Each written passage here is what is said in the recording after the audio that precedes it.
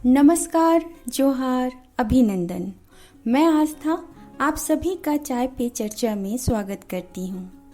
वैसे मुझे किताबें और चाय से रिश्ता बहुत सही लगता है। कभी जब मैं तन्हाई महसूस करती हूँ, कभी दिल को जब कोई बात बहुत बुरी लगती है, कभी आसपास जब कोई नहीं होता, कभी दिमाग हद से ज़्यादा परेशान होता है, कभी जब जिंदगी में रास्ते नहीं मिल रहे होते, लोगों से दूरियां बढ़ जाती है, तब मैंने चाय और किताबों के सहारे जिंदगी आसान बनाई है। हालांकि हर सवाल का जवाब चाय तो नहीं हो सकता और ना ही किताबों में जवाब मिल सकता है, मगर इसे जवाब से ज्यादा एक राहत के तौर पर देखती हूँ, जो हमेशा मेरे साथ रही है। एक गरम चाय का प्याला, हाथ में एक किताब, कुछ वक्त की तन्हाई कभी कभी बात करने से ज्यादा सुकून दे जाती है, मन को अच्छा लगता है। चाय का कप जब खाली हो जाता है तब इंतजार होता है कि काश कोई आए और इसे फिर से भर दे। मैंने तो अपनी कप खुद ही भर ली है, आप भी भर लीजिए। अच्छा हुआ यूं, एक बार मेरे एक दोस्त ने मुझसे पूछा कि जो तुम बार बार डिवोशन बोलती हो, वो डिवोशन है क्या?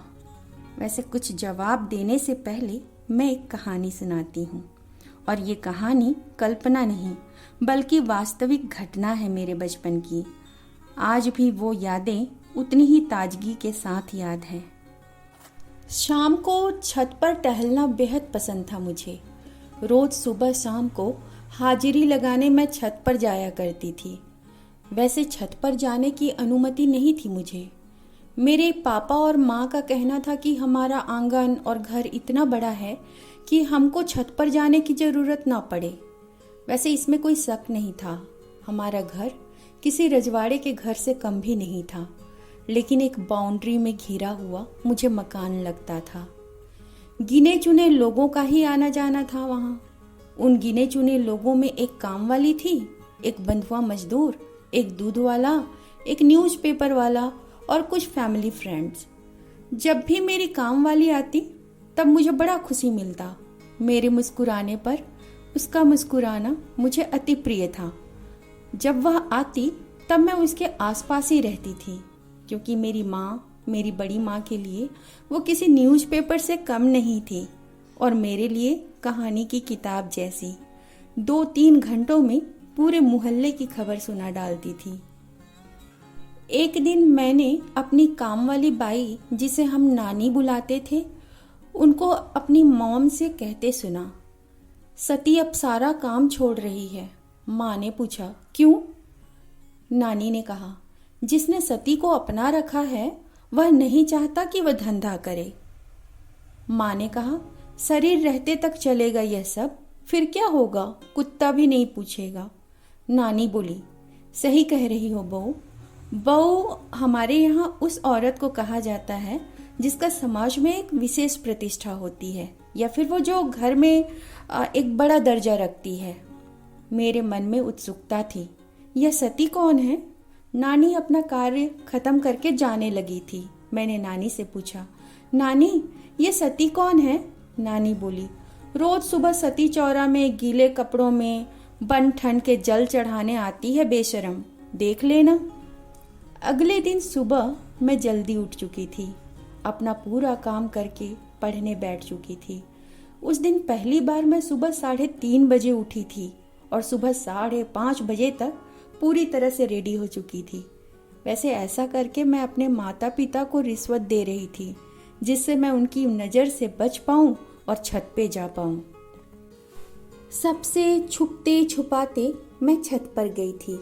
सूरज निकलने, मेरे छत पर आने और सती का सती चौरा में दिखने का समय आज एक ही था। पूरब की ओर सूरज को निकलते देख रही थी मैं, और वहीं से सती को आते हुए भी देख रही थी।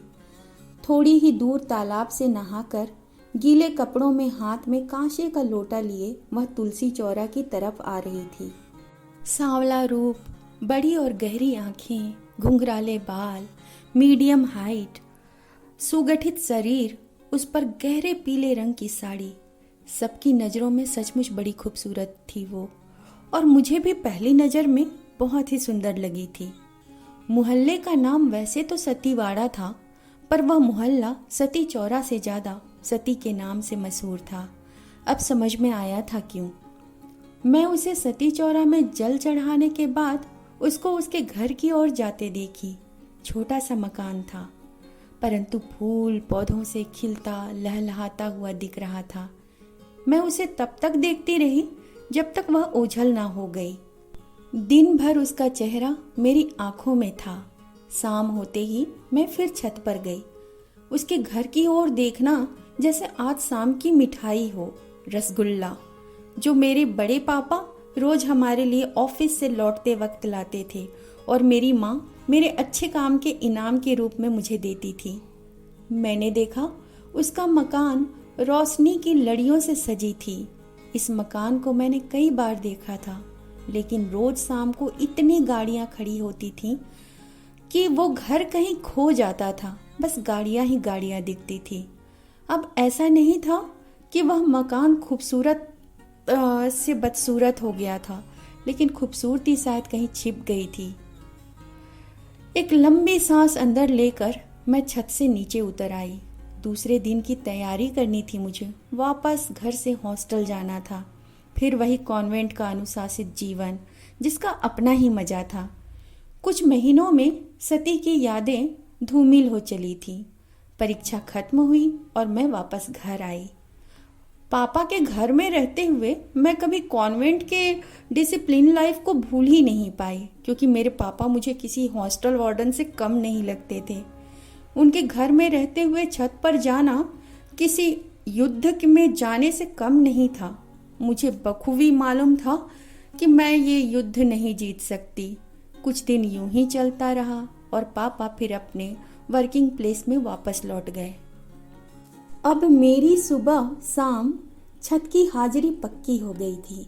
शाम होते ही मैं छत पर चली जाती, थोड़ी देर सूरज को डूबता हुआ देखती, मैं सती के घर की ओर देखती, फिर वापस लौट आती। मुझे एहसास हुआ जैसा मैं अंतिम बार देखी थी वैसा उसका घर अब नहीं था। सारे पौधे सूख चुके थे। अचानक से दीवारों का रंग भी उड़ चुका था। मैं उदास मन से अपने कमरे में लौटी। मुझे इंतजार था अगले दिन सुबह का और नानी का।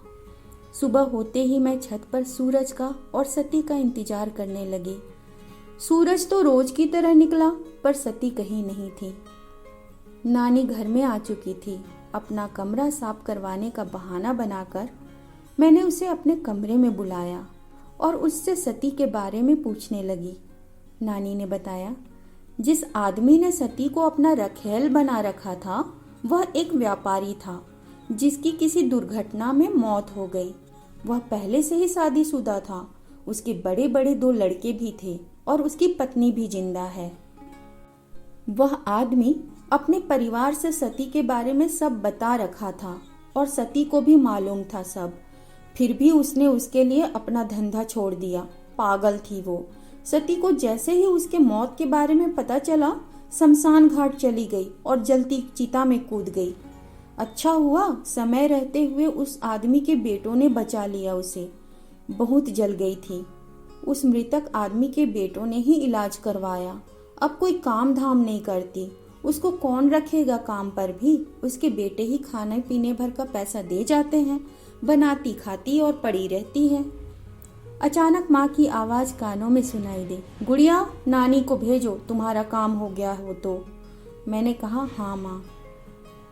मैंने देखा मेरा कमरा साफ हो चुका था।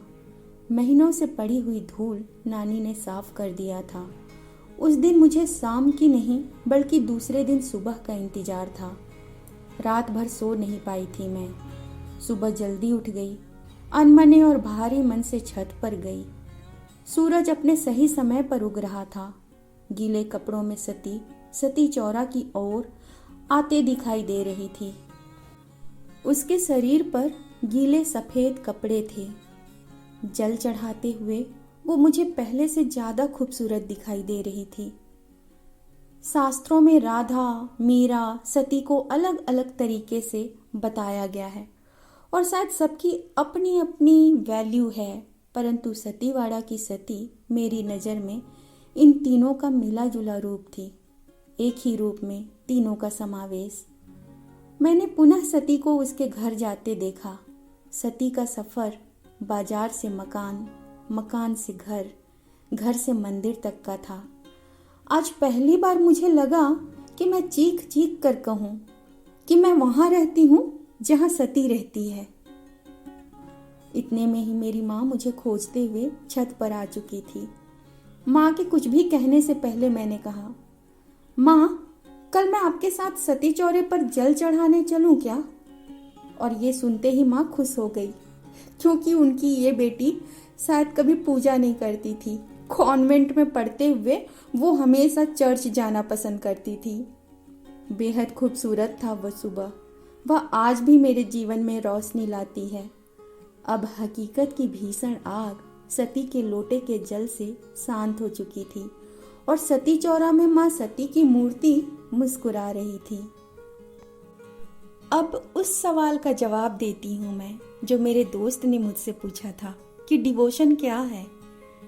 मेरे लिए जिस जगह में या जिस इंसान में या भगवान में या किसी जानवर में या फिर कोई संगीत ही क्यों ना हो, वहाँ अगर शरीर, मन, आत्मा एक साथ लग जाए और ऐसा लगे कि फिर कहीं और ना लगे, वही डिवोशन है। वैसे सबकी अपनी अपनी परिभाषा हो सकती है, ये मेरा व्यक्तिगत विचार है। तो जाते जाते क्यों ना मैं आपको एक कविता सुनाऊं? तो सुनिए। चलो ना घर घर खेलते हैं, मैं तुम और तुम मैं और हम हो जाते हैं। चल इस आंगन में थोड़ी खुशबू उगाते हैं। सुनो, तुम रंग बिरंगे लिली उगाना, चैत्र के महीने में शीतलता देगी। और देखो, मैं गुलाब उगाऊंगी, 12 महीने तुम्हें उज्ज्वलता देगी। जब रूहानी इश्क की इबादत हम गाएंगे, मैं तुम मैं और हम शहादत बन जाएंगे। चलो रूह बनाते हैं, थोड़ी सुफियाना गाते हैं। मैं रहूं परछाई सी और तुम रहो आईना सा। घर घरौंदे और आसियाने के खेल में चलो एक रास्ता बनाते हैं, थोड़ा हम राह बन जाते हैं। राह में चलते चलते तुम जब थक जाओगे, मेरी गोद में सिर रख लेना, मुझे अपनी सराय सा पाओगे। चलो एक पेड़ उगाते हैं, थोड़ी छांव में बैठकर कोई गीत गुनगुनाते हैं। उम्र की लंबी सी डगर रेत सी पीछे छूट चुकी है, लेकिन थोड़ी हंसी, थोड़ी जिंदगी अभी भी रुकी पड़ी है। चलो थोड़ा हंसते मुस्कुराते हैं। मेरी माटी और तेरी अग्नि में मिलने से पहले अपना अपना किरदार निभाते हैं। चलो एक घर बनाते हैं। हाँ, चलो ना घर घर खेलते हैं। तो इस कविता के साथ मैं विदा लेती हूँ, लेकिन आप सोचिएगा जरूर कि आपके लिए डिवोशन क्या है। हम फिर मिलेंगे, वादा रहा।